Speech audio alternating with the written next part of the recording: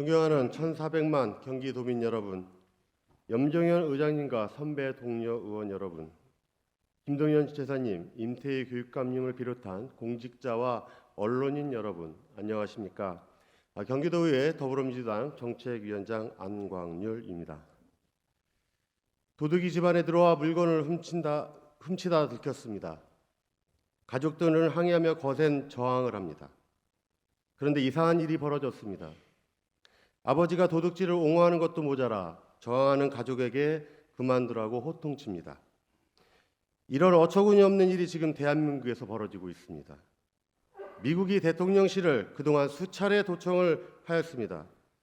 도청 결과가 미국의 21살 군인에 의해서 SNS에 올려졌고 미국의 언론들이 도청 사실을 보도하였습니다. 대통령실에 대한 도청은 대한민국의 주권을 침해한 명백한 불법 행위입니다. 대통령실에서 논의되고 결정된 국가의 중요한 기밀들을 모두 미국이 속속히 들여다보고 있었던 것입니다.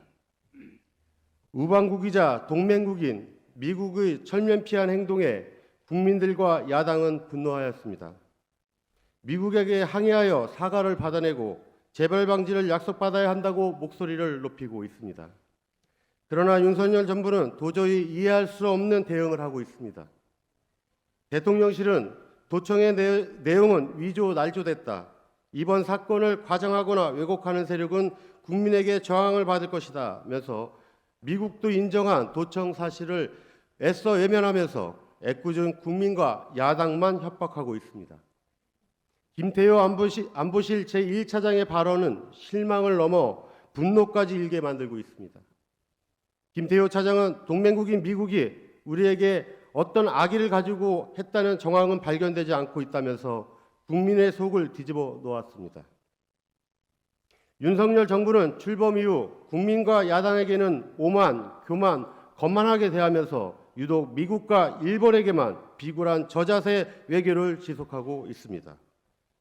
일본과 미국에 대한 비굴하고 굴욕적인 외교의 대가는 너무 참혹합니다.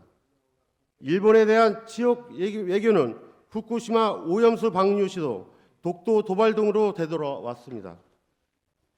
후쿠시마 오염수 방류 소식에 어민들과 수산시장 상인들은 코로나도 버텼는데 이제 다 죽자는 거냐며 절규하고 있습니다. 더 나아가 일본 정부는 위안부에 대한 강제 동원이 없었다고 계속 주장하고 있습니다. 미국은 어떻습니까? 반도체 지원법을 통해 대한민국이 수십 년 동안 심혈을 기울여 키워온 반도체 산업을 통째로 빼앗아 가려고 하고 있습니다. 미국 전기차 보조금 대상에서 현대차, 기아차 모두 제외되었습니다. 동맹과의 관계도 물론 중요합니다. 그러나 외교의 목적은 동맹보다 국익이 최우선되어야 합니다. 대한민국의 대외 관계 최우선 순위는 대한민국의 국익이지 동맹 관계가 아닙니다. 지금과 같은 비굴한 저자세 외교로는 주권과 국익 어느 것도 지킬 수 없습니다. 대한민국이 가야 할 길은 분명합니다. 전쟁의 위협을 억제하여 한반도 평화 체제를 다시 만들어야 합니다. 미국과 중국 어느 곳에도 치우치지 말고 심각한 무역 적자를 극복하여 국민의 먹거리를 만들어내야 합니다. 오는 26일이면 매우 중요한 한미 정상회담이 열립니다.